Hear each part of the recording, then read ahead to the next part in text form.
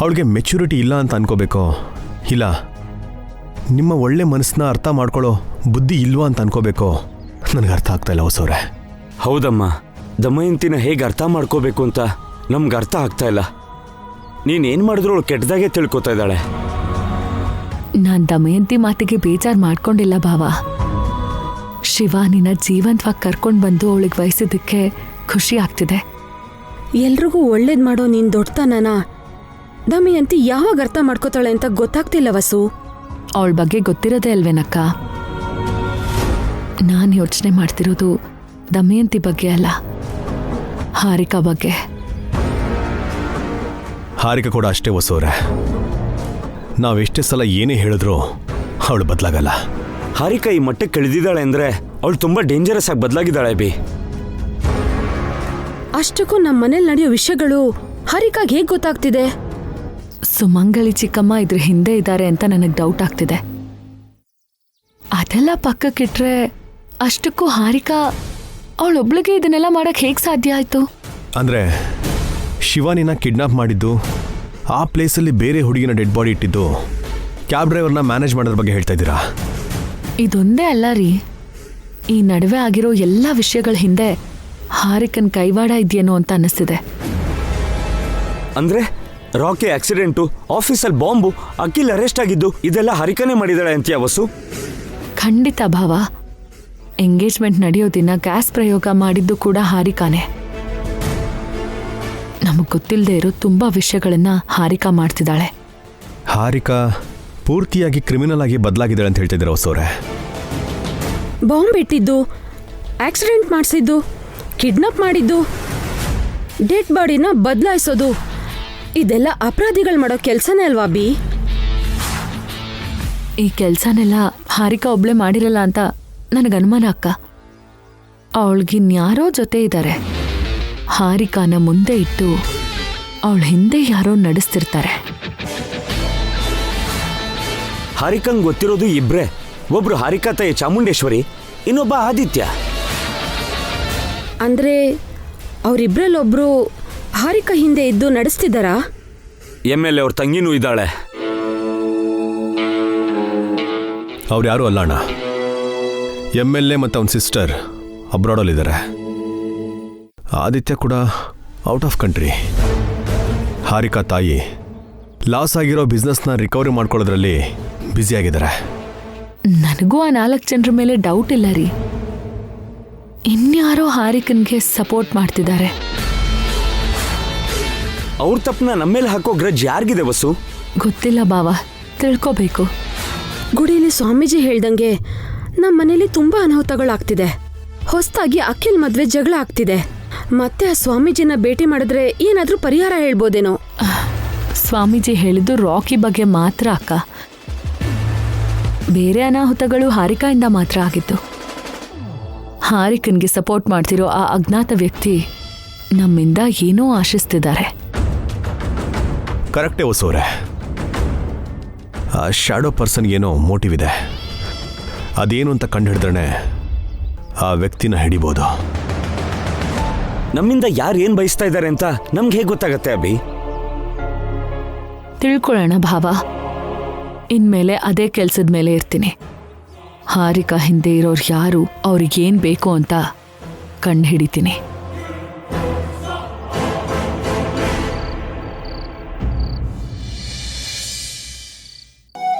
ಸಾಕು ಬಿಡಮ್ಮ. ಇರೇ, ಈ 4 ದಿನ ಏನ್ ತಿಂದಿದ್ಯೋ ಏನೋ, ತಿನ್ನು. ನೀನಿಲ್ಲ ಅಂತ ನಾನು ಅಮ್ಮ ಸರಿಯಾಗಿ ಊಟನೇ ಮಾಡಿಲ್ಲ ಅಕ್ಕ. ಹಂಗೂ ತಿನ್ಸಮ್ಮ.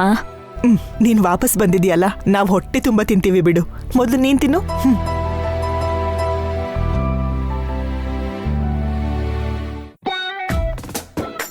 ಇವ್ರ ಪ್ರೀತಿಗೆ ಬೆಂಕಿ ಹಾಕ. ಇನ್ನು ನಿಮ್ ಪ್ರೀತಿ ನಿಲ್ಲಿಸ್ರೆ ಸಾಕು. ನಡಿಬೇಕಾಗಿರೋ ಕಾರ್ಯ ನೋಡಿ. ಊಟ ಮಾಡ್ತಿದ್ದೀವಿ, ನೆಕ್ಸ್ಟ್ ನಿದ್ರೆ ಮಾಡೋದಲ್ವಾ ಅಜ್ಜಿ? ನೀವು ತಿಂದು ಮಲ್ಕೊಂಡ್ರೆ ನಿಮ್ಮ ಅಕ್ಕಂಗ್ ಮದ್ವೆ ಯಾರೋ ಮಾಡ್ತಾರೆ? ನೀನ್ ಚಿಕ್ಕೋನು, ಸ್ವಲ್ಪ ಬಾಯಿ ಮುಚ್ಕೊಂಡು ಸುಮ್ನಿರು. ಲೇ ದಮಯಂತಿ, ಸುಮ್ನೆ ಟೈಮ್ ವೇಸ್ಟ್ ಮಾಡೋದ್ ಬಿಟ್ಟು ಶಿವಾನಿ ವಾಪಸ್ ಬಂದಿರೋದ್ರಿಂದ ಈಗ್ಲೇ ನಿಮ್ಮ ಅಮ್ಮನ ಹತ್ರ ಹೋಗಿ ಮದ್ವೆ ಬಗ್ಗೆ ಹೇಳು. ಈಗ್ಲೇನಾ? ಯಾಕೆ ಇನ್ನೊಂದು ವರ್ಷ ಆದ್ಮೇಲೆ ಹೇಳ್ತೀಯಾ? ಆಲ್ರೆಡಿ ನಂದಿನಿನೇ ಮದ್ವೆ ಮಾಡ್ಕೋತೀನಿ ಅಂತ ಅಖಿಲ್ ಸ್ಪಷ್ಟವಾಗಿ ಹೇಳಿದಾನೆ. ಹೇಗೂ ಶಿವಾನಿ ಇಲ್ವಲ್ಲ ಅಂತ ಆಗ ನಿಮ್ಮಮ್ಮ ಕೇಳಿಸ್ಕೊಂಡು ಸುಮ್ನಿದ್ಲು. ಈಗ್ಲೂ ನಿಮ್ಮಮ್ಮ ಅದೇ ಮೂಡಲ್ಲೇನಾದ್ರೂ ಇದ್ರೆ ನಿನ್ನ ಆಸೆ ಎಲ್ಲ ಮಣ್ಣು ಪಾಲಾಗತ್ತೆ. ನಿಜಾನೇ ಅತ್ತೆ, ಶಿವಾನಿ ಇಲ್ಲ ಅಂತ ಎಲ್ರೂ ನಂದಿನಿನೇ ಈ ಮನೆ ಚಿಕ್ಕ ಸೊಸೆ ಅಂತ ಅನ್ಕೊಂಡು ಈಗ್ಲೇ ಹೋಗಿ ಅಮ್ಮನ ಹತ್ರ ಮಾತಾಡ್ತೀನಿ. ಹ್ಮ್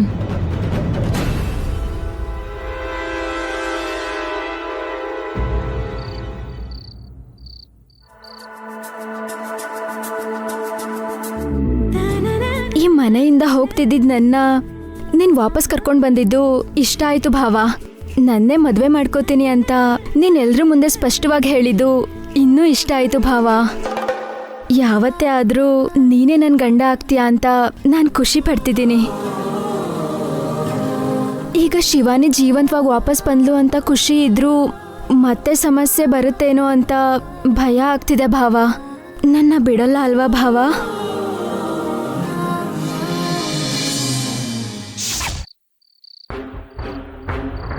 ಏನು ಅಂದ್ರೆ okay, I will call you back. ನಿಮ್ ಹತ್ರ ಸ್ವಲ್ಪ ಮಾತಾಡ್ಬೇಕು. ನನ್ನ ಹತ್ರ ಏನ್ ಮಾತಾಡ್ಬೇಕು ದಮಯಂತಿ? ಹೇಳಿ, ಯಾಕೆ ತಡವರಿಸ್ತಿದ್ಯಾ? ಅದೇ ಕಣಮ್ಮ, ನಿನ್ ಮೊಮ್ಮಗಳು ಮದ್ವೆ ಬಗ್ಗೆ ಶಿವಾನಿನೇ ನೀನ್ ಸೊಸೆಯಾಗಿ ಮಾಡ್ಕೋತೇನೆ ಅಂತ ಮಾತು ಕೊಟ್ಟಿದ್ದೆ ಅಲ್ವಾ? ಶಿವಾನಿ ಸತ್ತೋದ್ಲು ಅಂತ ಇಷ್ಟು ದಿನ ಇವಳು ಕಣ್ಣೀರ್ ಹಾಕೊಂಡು ಸುಮ್ನಿದ್ಲು. ಅದಕ್ಕೆ ಈಗ ಶಿವಾನಿ ವಾಪಸ್ ಬಂದಿರೋದ್ರಿಂದ ನೀನ್ ಕೊಟ್ಟಿರೋ ಮಾತಿನ ಪ್ರಕಾರ ಅಖಿಲ್ಗೆ ಶಿವಾನಿನ್ ಕೊಟ್ಟು ಮದ್ವೆ ಮಾಡು.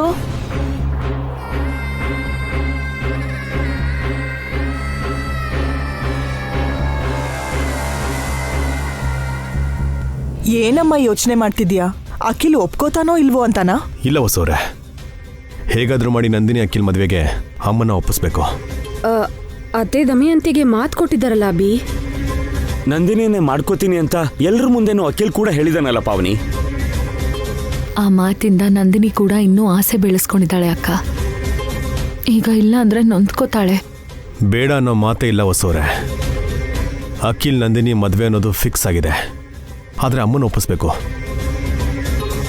ಮತ್ತೆ ಜಗಳ ಆಗತ್ತೇನೋ ಅಭಿ? ಅತ್ತೆ ಒಪ್ಕೊಂಡು ದಮಯಂತಿ ಒಪ್ಕೋಬೇಕಲ್ವಾ? ಹಾಗ್ ನೋಡ್ತಾ ನೋಡ್ತಾ ನಂದಿನಿಗೆ ಅನ್ಯಾಯ ಮಾಡಕ್ಕಾಗಲ್ಲ ಅಲ್ವಾ ಅಕ್ಕ? ಶಿವಾನಿಗೆ ಅನ್ಯಾಯ ಆದ್ರೆ ಈ ಸಲ ಅವಳು ಬದುಕಲ್ಲ ಅಮ್ಮ, ನಿಜವಾಗ್ಲೂ ಸತ್ತು ಹೋಗ್ತಾಳೆ. ಹೇಳು ಅದಕ್ಕೆ, ಪುನರ್ಜನ್ಮ ಎತ್ತಿ ಬಂದಿರೋ ಶಿವಾನಿನ ನಿನ್ನ ಮೊಮ್ಮಗಳನ್ನ ಸಾಯಿಸ್ತೀಯಾ? ದಮಯಂತಿಗೆ ಅನ್ಯಾಯ ಮಾಡ್ತೀಯಾ? ಅದಕ್ಕೆ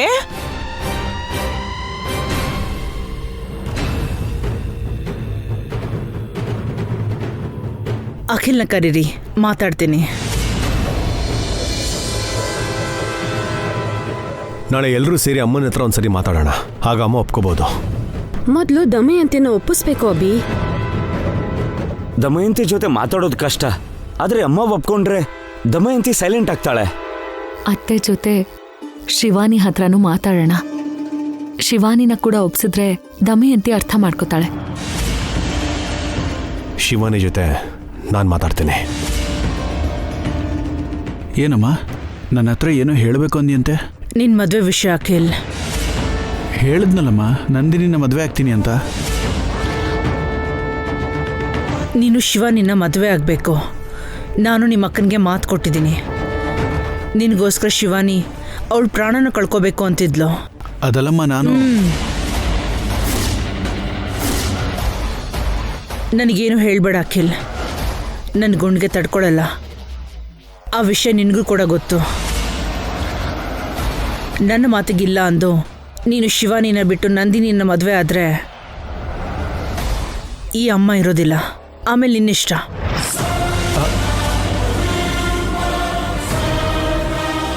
ನೀನು ಹೂ ಅಂದರೆ ನಾಳಿನ ಪುರೋಹಿತರನ್ನ ಕರೆಸಿ ನಿಶ್ಚಿತಾರ್ಥಕ್ಕೆ ಮುಹೂರ್ತ ಇಡಿಸ್ತೀನಿ.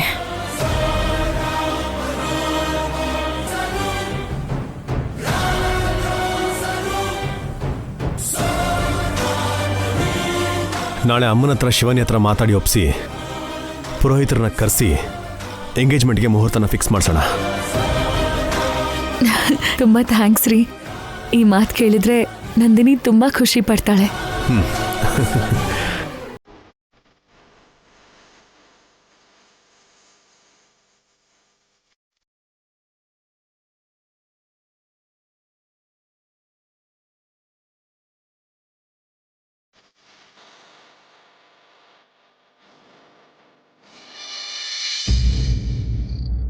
ಬೇಗ ಡಾಕ್ಯುಮೆಂಟ್ಸ್ ರೆಡಿ ಮಾಡಿ ಲಾಯರ್ ಸರ್.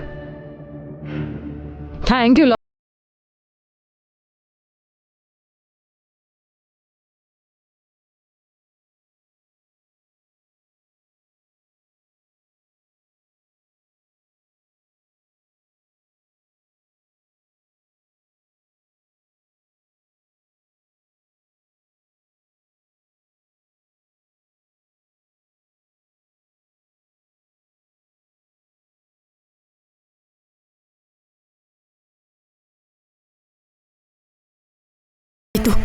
ನನ್ನ ಹೊಡೆದು ಅವರು ಶಿವಾನಿನ ಕರ್ಕೊಂಡು ಹೋದ್ರು. ಅಷ್ಟು ಬೇಜವಾಬ್ದಾರಿಯಿಂದ ಹೇಗಿದ್ದೆ? ಕ್ಯಾಬ್ ಡ್ರೈವರ್ಗೆ ನಾನ್ ಕೊಟ್ಟಿದ್ದ ದುಡ್ಡು ಸಾಕಾಗಿಲ್ಲ ಅನ್ಸುತ್ತೆ. ನನ್ನ ಅವ್ರಿಗೆ ಹಿಡ್ಕೊಟ್ಬಿಟ್ಟ. ಅದಕ್ಕೆ ಅಂಥವ್ರನ್ನ ನಂಬಾರ್ದು. ಅಷ್ಟಕ್ಕೂ ನಿನ್ನ ವಸು ಚೆನ್ನಾಗಿ ಹೊಡೆದ್ಲಾ? ಕಪಾಳಕ್ಕೆ ಹೊಡೆದು ಸುಮ್ಮನಾದ್ಲು. ಪ್ರೆಗ್ನೆಂಟ್ ಆಗಿರೋದ್ರಿಂದ ಹೇಗೋ ಬದುಕೊಂಡೆ. ನೀನ್ ಹೇಳ್ದಂಗೆ ಆ ಅಭಿ ವಸು ಇಬ್ರು ತುಂಬಾನೇ ಡೇಂಜರ್. ನನ್ನ ಪ್ಲೇಸಲ್ಲಿ ಬೇರೆ ಯಾರೇ ಇದ್ದಿದ್ರು ಸಾಯಿಸ್ಬಿಡ್ತಿದ್ರು ಮ್ಯಾಮ್. ಪ್ರತಿ ಸಲನೂ ನಾನೇ ಸೋಲ್ತಾ ಇದ್ದೀನಿ. ಒಂದು ಸಲ ಅಂದ್ರೆ ಒಂದು ಸಲ ಕೂಡ ಆ ಅಭಿಭಾವ ವಸು ಅಕ್ಕನ ಮೇಲೆ ಗೆಲ್ಲಕ್ಕಾಗ್ತಿಲ್ಲ ನನಗೆ. ಪ್ರತಿ ಸಲನೂ ನನಗೆ ಅವಮಾನ ಆಗ್ತಾ ಇದೆ. ನಾನೇ ಎದುರಿಟ್ಟು ತಿಂದು ಕಪಾಳ ಮೋಕ್ಷ ಮಾಡಿಸ್ಕೊತಿದ್ದೀನಿ. ನನ್ನ ಮೇಲೆ ನನಗೆ ಅಸಹ್ಯ ಹುಡ್ತಾ ಇದೆ. ಬೇಜಾರಾಗ್ಬೇಡ ಹಾರಿಕಾ, ಅಂಡ್ ಡೋಂಟ್ ವರಿ, ನಮ್ ಟೈಮ್ ಕೂಡ ಬರುತ್ತೆ. ಯಾವಾಗ ಬರುತ್ತೆ ಮ್ಯಾಮ್? ನಾಳೆ ತನಕ ತಾಳ್ಮೆಂದಿರು. ನಾಳೆ ಏನಾದ್ರೂ ಅದ್ಭುತ ನಡೆಯುತ್ತಾ? ಈವ್ನಿಂಗ್ ಅಷ್ಟರಲ್ಲಿ ಡಾಕ್ಯುಮೆಂಟ್ಸ್ನ ರೆಡಿ ಮಾಡಿ ತಂದ್ಕೊಡ್ತೀನಿ ಅಂತ ಹೇಳಿದ್ದಾರೆ. ನಾಳೆ ವಸುವಿಂದ ಸೈನ್ ಹಾಕಿಸ್ಕೊಳ್ಳೋಣ. ಆಮೇಲೆ ರಾಕಿ ಅವನ ಆಸ್ತಿ ಎಲ್ಲ ನನ್ನ ಸ್ವಂತ ಆಗತ್ತೆ. ಆ ಕಡೆ ವಸು ರಾಕಿನ ಕಳ್ಕೊಂಡು ವೀಕ್ ಆಗ್ತಾಳೆ. ಅವ್ರ ಆಸ್ತಿನೂ ಕಳ್ಕೊಳ್ಳೋ ಹಾಗೆ ಮಾಡೋಣ.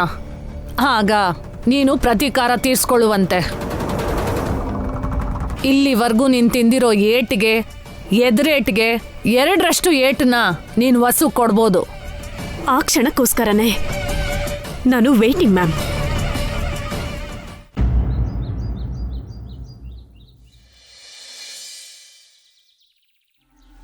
ನಮ್ಮ ಅಜ್ಜಿ ಮನೆಗೆ ಬಂದಿದ್ದೀನಿ ಕಣೆ. ಮುಂಚಿನ ಥರ ಯಾವಾಗಂದ್ರೆ ಅವಾಗ ಆಚೆ ಬರೋಕ್ಕಾಗಲ್ಲ. ಟೈಮ್ ನೋಡ್ಕೊಂಡು ನಾನೇ ಕಾಲ್ ಮಾಡ್ತೀನಿ. ಪಾರ್ಟಿ ಮಾಡೋಣ. See you soon.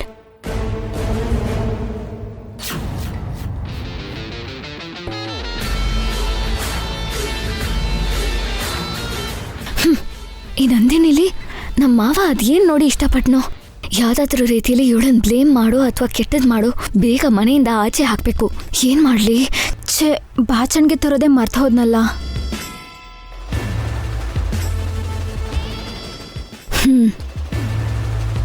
ಆ ಆಯಿಲ್ ಬಾಟ್ಲ್ ಅಲ್ಲೇ ಬಿಟ್ಟು ನನಗೆ ತುಂಬ ಫೇವರ್ ಮಾಡಿದೆ ಕಣೆ. ಆ ಆಯಿಲನ್ನ ಕೆಳಗೆ ಚೆಲ್ಲಿ ಅದ್ರ ಮೇಲೆ ಜಾರಿ ಬೀಳೋ ಹಾಗೆ ಮಾಡಿ ನಿನ್ನ ಕಾಲು ಮುರಿಯೋ ಹಾಗೆ ಮಾಡ್ತೀನಿ. ಆಗ ನಿನ್ನ ಅಖಿಲ್ ಮಾಮ ಮಾತ್ರ ಅಲ್ಲ, ಭಿಕ್ಷುಕ ಕೂಡ ಮದುವೆ ಆಗಲ್ಲ.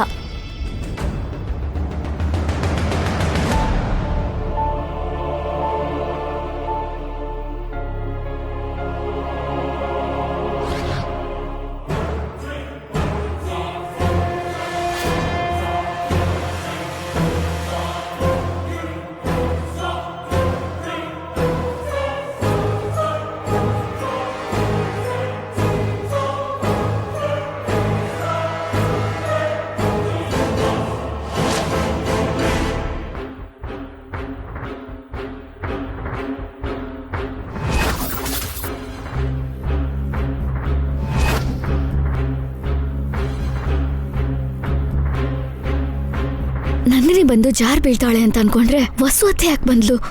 ಅವಳು ಜಾರಿ ಬಿದ್ದು ಕಾಲ್ ಮುರ್ಕೊಂಡ್ರೆ ಚೆನ್ನಾಗಿರುತ್ತೆ ಬಿಡು.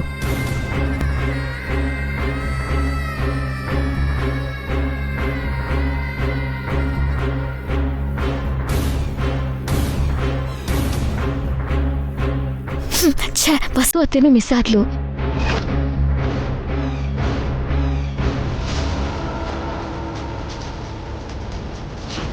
ಅಜ್ಜಿ ಯಾಕೆ ಬರ್ಸಿದ್ದಾರೆ? ಒಂದ್ ವೇಳೆ ಅಜ್ಜಿ ಏನಾದ್ರೂ ಜಾರ್ ಬಿದ್ರೆ?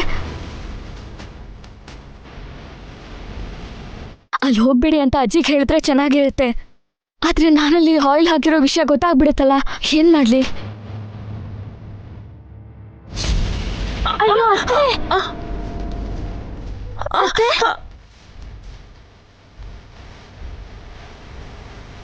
ಥ್ಯಾಂಕ್ ಗಾಡ್, ಅಜ್ಜಿ ಸೇಫ್. ನಂದಿನಿ, ಏನಾಯ್ತಮ್ಮ? ಏನಿದು? ಏನಾಯ್ತು ನಂದಿನಿ? ಅತ್ತೆ ಕಾಲ್ ಜಾರಿ ಕೆಳಗ್ ಬೀಳ್ತಿದ್ರು. ನಿನಗೇನಾಗಿಲ್ಲಲ್ಲಮ್ಮ? ಏನಾಗಿಲ್ಲ ಅಭಿ, ಸಮಯಕ್ಕೆ ಸರಿಯಾಗಿ ನಂದಿನಿ ಬಂದು ಕಾಪಾಡಿದ್ಲು.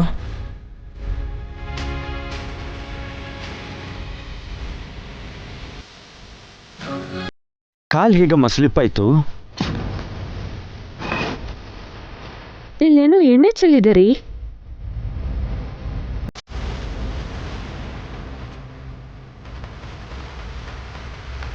ಇಲ್ಲಿ ಯಾರು ಎಣ್ಣೆ ಚೆಲ್ಲಿದ್ರು?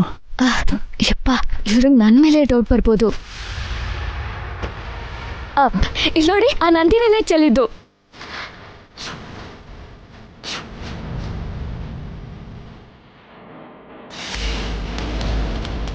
ಏನು ನಮ್ಮಮ್ಮ ಜಾರ್ ಬೀಳೋ ಹಾಗೆ ಮಾಡಿ ಸೊಂಟ ಮುರಿಬೇಕು ಅಂತ ಪ್ಲಾನ್ ಮಾಡಿದ್ಯಾ? ಇಲ್ಲ ಅದ್ಗೆ. ಇಲ್ಲ ಅಂದ್ರೆ ಅಲ್ಲೇಕೆ ಎಣ್ಣೆ ಚೆಲ್ಲಿದ್ಯಾ? ನಾನ್ ತಲೆಗೆ ಎಣ್ಣೆ ಹಚ್ಕೊಂಡೆ, ಕೆಳಗ್ ಚೆಲ್ಲಿಲ್ಲ. ಸುಳ್ಳು ಹೇಳ್ಬೇಡ, ಅಲ್ಲಿ ನೀನ್ ಎಣ್ಣೆ ಚೆಲ್ಲಿದ್ನ ನಾನು ನೋಡ್ದೆ.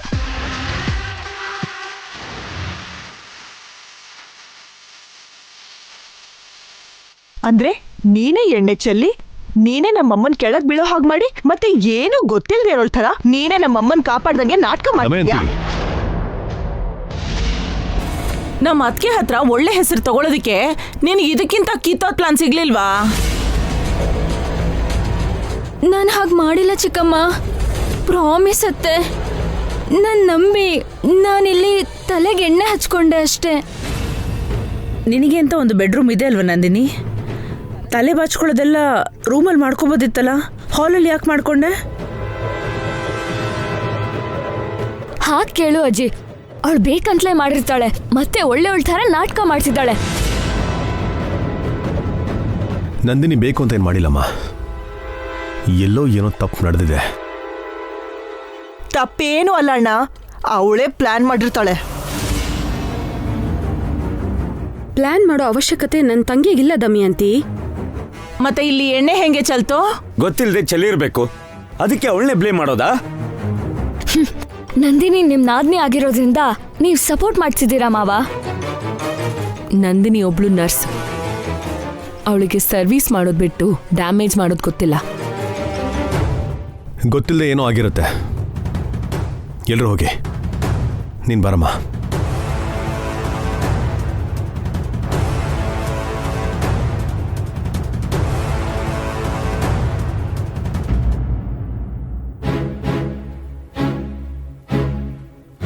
ನೀನೇನ್ ಬೇಜಾರು ಮಾಡ್ಕೋಬೇಡ ನಂದಿನಿ, ಇದು ಆ ಶಿವಾನಿ ಕೆಲಸ ಅಂತ ನನಗೆ ಗೊತ್ತಾಯ್ತು. ನೀನು ಹೋಗು, ಸ್ವಲ್ಪ ರೆಸ್ಟ್ ತಗೋ.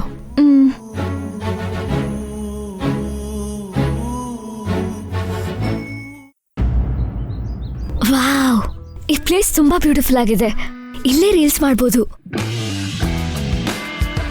ಹಾಯ್ ಫ್ರೆಂಡ್ಸ್, ಇವತ್ತು ನಾನು ಹೆಂಗಿದ್ದೀನಿ? ಇವತ್ತು ನನ್ನ ಫೇಸಿಗೆ ಅಪ್ಲೈ ಮಾಡಿರೋ ಕ್ರೀಮ್, ಕಣ್ಣಿಗೆ ಹಾಕೊಂಡಿರೋ ಲೈನರ್, ತುಟಿಗೆ ಹಚ್ಚಿರೋ ಲಿಪ್ಸ್ಟಿಕ್, ಬಾಡಿಗೆ ಸ್ಪ್ರೇ ಮಾಡ್ಕೊಂಡಿರೋ ಪರ್ಫ್ಯೂಮ್, ಇದ್ರ ಹೆಸರೆಲ್ಲ ಹೇಳ?